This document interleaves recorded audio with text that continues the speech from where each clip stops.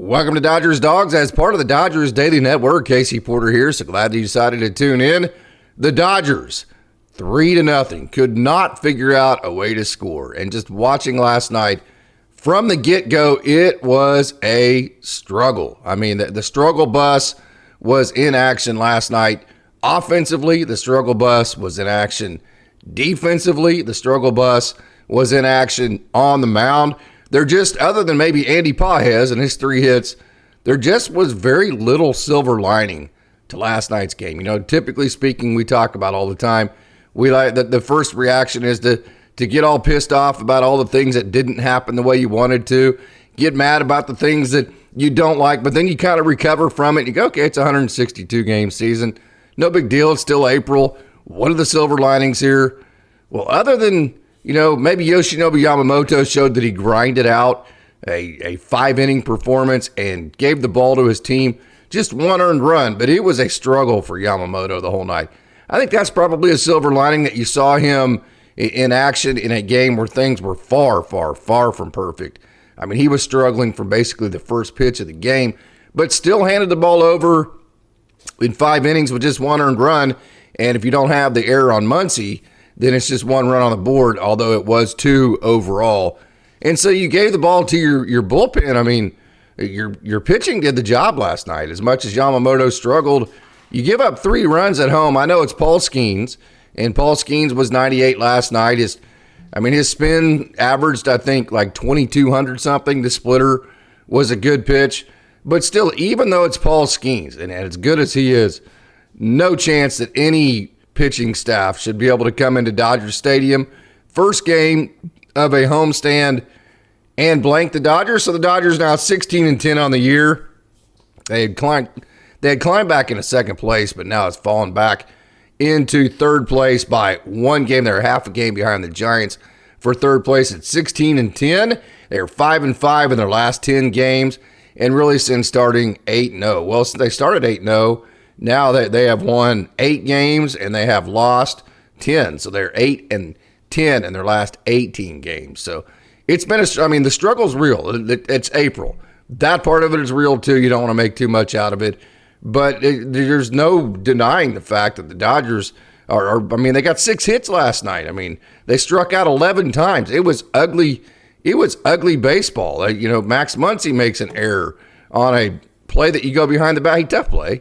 But it's a play that Major League third baseman needs to make every day, twice on Sundays. Michael Conforto, 0 for 4 again. And I tell you, the way that he's taking strike 3 down the middle, and then not just the taking strike 3 down the middle on fastballs, then on the next at bat, he swings through a fastball, and he just, he didn't look competitive on it.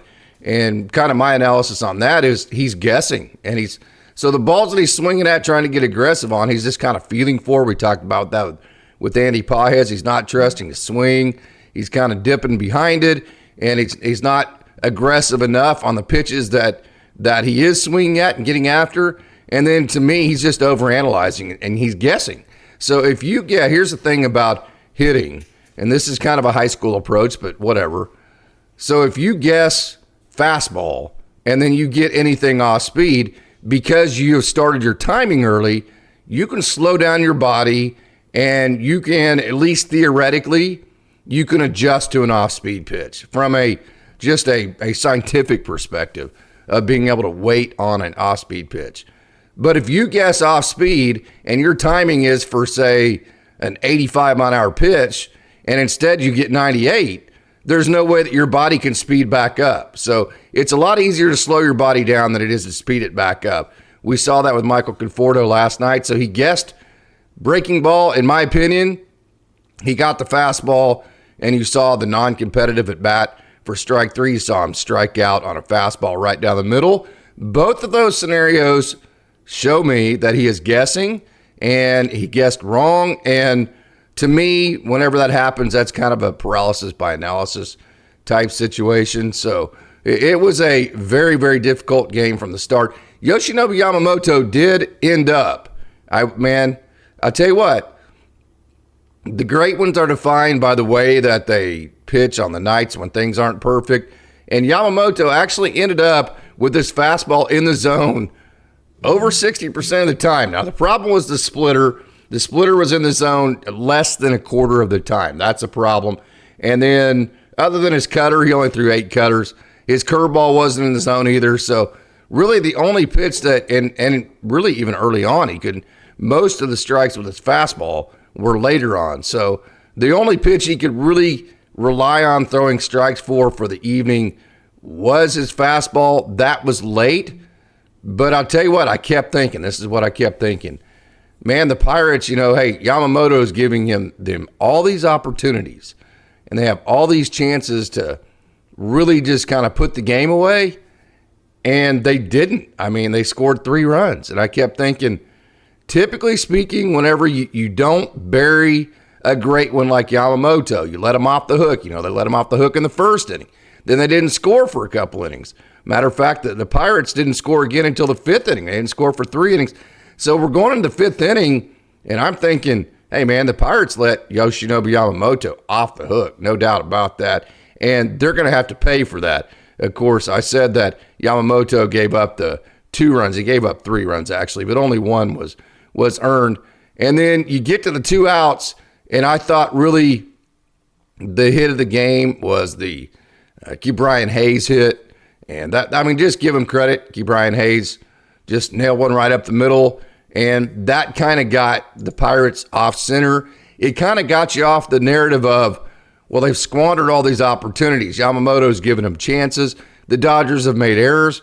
They've only scored 1 freaking run. That's a game that you should lose at that point. So that was a absolutely huge hit. I thought it was interesting that the Dodgers did not challenge the foul ball of Teo Hernandez that he hit down the right field line. But it would be interesting to see. I have it on replay. I have it still of that foul ball on the right field line.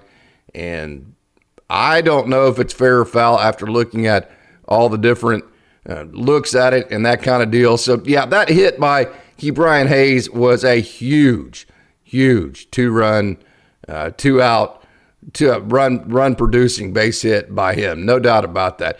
If Yamamoto, I just kept telling myself, man, if he can just hand the ball to the bullpen, getting through 5 innings and just make the bullpen cover 6. Luis Garcia, Noah Davis, they did a good job. And it kind of felt like that was a freebie because no question, Luis Garcia or Noah Davis, whenever Michael Kopech gets back, one of those two are going to get DFA'd. So you don't feel like another silver lining is because it was those two. Of course, Alex Vesia was used too. And, man, what a battle he had with Adam Frazier. That was a great at-bat by Frazier, and I was very proud of Vesia. After Frazier, 10 pitches, and he finally nailed the ball into right field, Vesia buckled back down and went back to work. That just goes to show you the maturity of Alex Vesia. I was very proud of him for that. But I just kept thinking if Yamamoto could get through 5 and give his team a chance, the Dodgers would be okay. But that just didn't happen. And this another silver lining, I was getting into this. All you used was Alex Vesia 1 inning, but then Noah Davis and Luis Garcia. Certainly far from your high leverage guys. So what Dave did last night is the Dodgers are losing. They're not hitting. Managers know their team. And it's like, okay, well, I'm going to hedge my bets for tomorrow and the day after.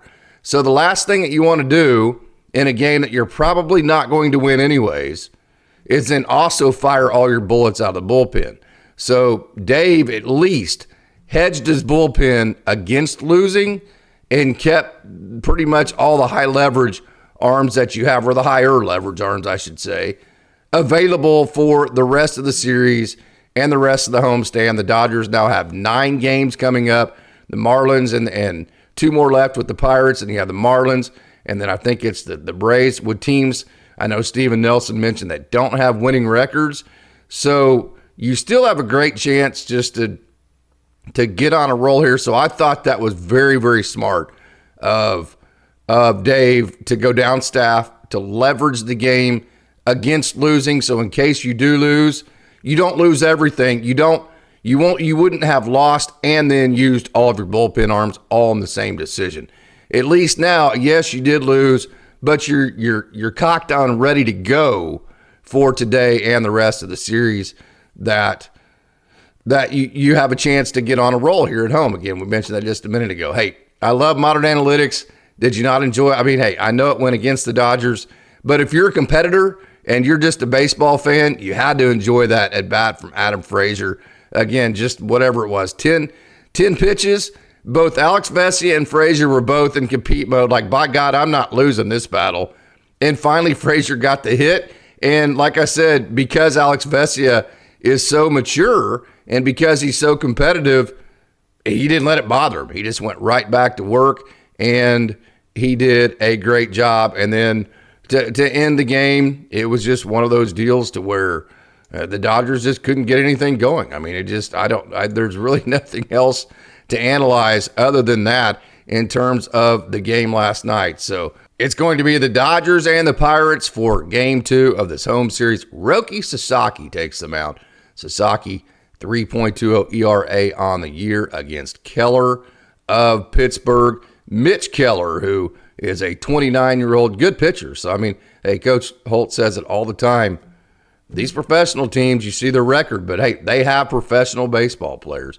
And I think we're seeing that. With matter of fact, the Pirates have 2 or 3 guys in Brian Reynolds and Kiner Kalefa and Tommy Pham that I know in the past Dodgers fans have clamored over. So we're not going to have a huge down on the farm segment today. Jose Ramos again went yard last night. How about that? At the Double-A level. Super excited. Now, again, I'm going to say it again. Here's another deal. That's a big deal. Look where he hit the ball. Right center. That's telling you he's letting the ball get deep. And because of that, he's able to pick up spin and location.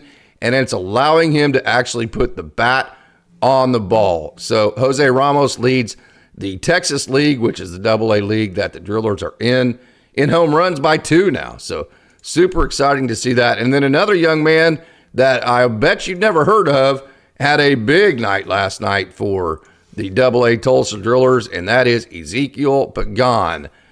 We have not covered Ezekiel Pagan on Dawgs as part of the Dodgers Daily Network or down on the farm because he just came to the Dodgers last year. 24-year-old Pagan is, who signed with the Cubs all the way back in 2018 and was with the Cubs all the way until the end of last year. After 6 years in the minor leagues, you have the ability to become a free agent. He chose free agency and then signed with the Dodgers after that free agent contract. So good to see a young man in the system, good athlete, long levers.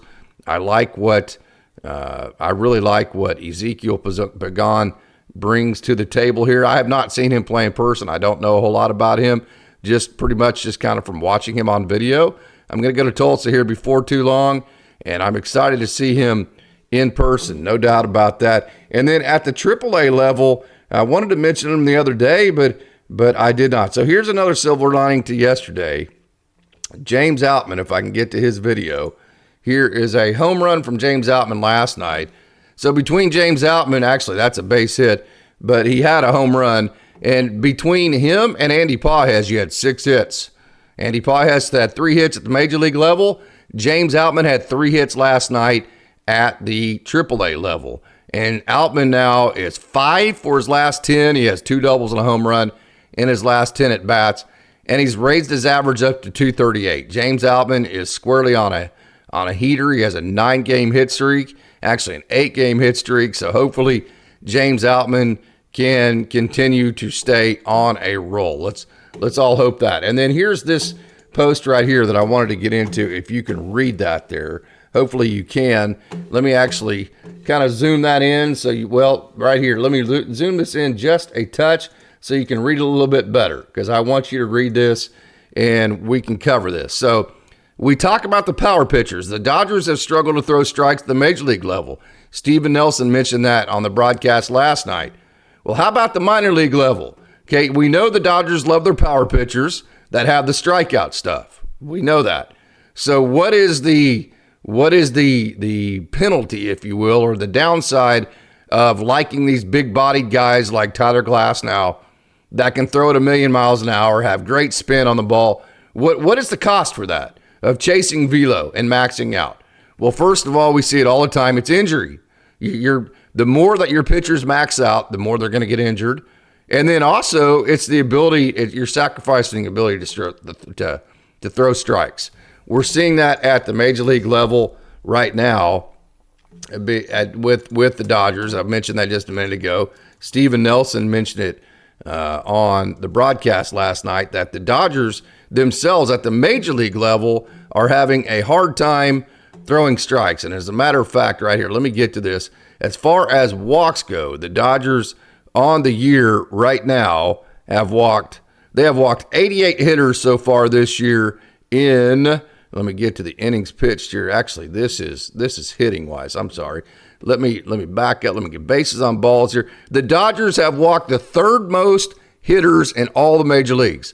At the major league level, the Dodgers have walked 104 hitters in 229 innings. Okay, the Dodgers have a team whip, walks and hits per inning, of 130. Okay, anything over 120 is not good.